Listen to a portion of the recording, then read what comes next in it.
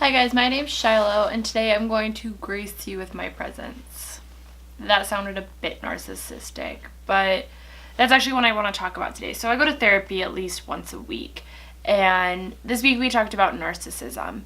And nowadays you can kind of like divide people into three separate groups. Your first group believes in a win-win situation. So these are people that you love to hate. They are the Ned Flanders of the world. They believe everything is great, everybody is winning. It's people that you love to hate. Like, you can't help but to despise them. But you can't hate them because they're just so positive about everything. Next, past that, you have your win-lose people. So those are people who believe unless I'm winning, I'm losing. So if they see somebody else winning, that means they're losing. They are the only individual that can win. And after that, you have the lose-lose people. So those are like Sadness from that movie Inside Out, where everything's just so going wrong and the world is ending and we hate everything. Those are your lose-lose people.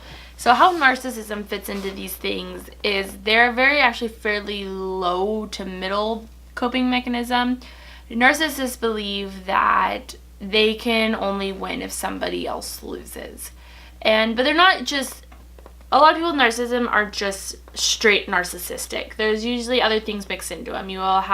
There's two other things, Machiavellianism and psychopathy. And those all three together kind of come together and they create a thing called a dark triad. So they kind of have little things about each trait with them. So narcissism, they're, your typical, what you kind of have an ideology of.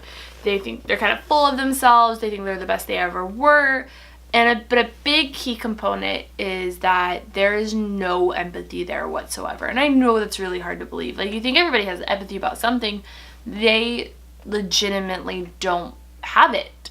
And then when you start mixing that with Machiavellianism, you start getting the deception, the lying. And that's one of the biggest things is compulsive lying. So their whole form of deception is usually camouflaged by compulsive lying. So, for example, you have this little kid that breaks a window with his baseball. And his mom saw it. And he knows that his mom saw it. But when his mom asks him, is like, hey, did you break that window? And he knows all these things, but he still chooses to lie. That is compulsive lying. Even when it would benefit the individual to tell the truth, they just can't seem to do it. We all know people like that. So you got the narcissism, you got Machiavellianism, and then add psychopathy. So psychopathy kind of ties in because when you're manipulating them, obviously these people are losing. Then if they're losing, that means you're winning. And so where are these people in society? Like, where do we see them?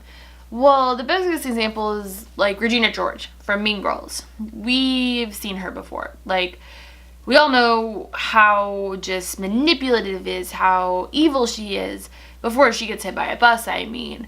But she's disguised as an alpha. And that's the whole thing about narcissism is they have this protective coloring where they seem like an alpha, but they're actually really narcissistic. So if we step away from the Mean Girls example and look at monkeys, so a true alpha leader would go out, find food for his tribe or for his little colony of apes, and then bring it back to share with everybody. A narcissistic monkey or gorilla that's kind of camouflaged as an alpha would go hide all the food that he found for himself and then tell his tribe he couldn't find any. If we kind of look at high school boys, for example, we've seen that clique before. There's that big group of guys in the hallway, and there's just usually one that they're all kind of deferring to, because boys kind of establish a pecking order within their groups. So an alpha male might be let's say he's at a party with all of his friends, and he's like, hey, let's drink all of these fifths within a minute. And he would join the boys in doing that. A narcissistic male would be like, hey, let's drink all these fifths in 1 minute, and then watch all of his friends do it while he stayed sober, so he could get some advantage over them. So these individuals seem kind of terrible. So how do they get to that point? And to kind of explain it, it's basically a way it could come about is, let's say I'm a kid and I am in a big family. Like, let's say I'm the middle child. I'm like Jan from the Brady Bunch. Nobody's paying attention to me. Everybody's paying attention to my older sister or my older brother, whoever. And then, so I start looking and taking care of myself. I only realize that I'm the only one that could take care of myself. I'm the only one that can love myself. And sure, I came from a good family, but they were just too busy. They didn't have time for me. So I started to get this idea that I'm the only one that can take care of me. I'm the only one that is important. Nobody else matters. If somebody else is getting paid attention to, I am losing.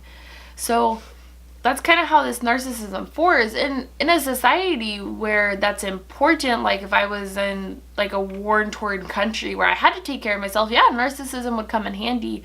But nowadays in like America and our society, it's not that. It comes off more negative than it does positive. But these coping mechanisms are starting to get developed by the time a child is 6 months old, and then by the time of their first birthday, they're starting to get integrated and started to act out on them.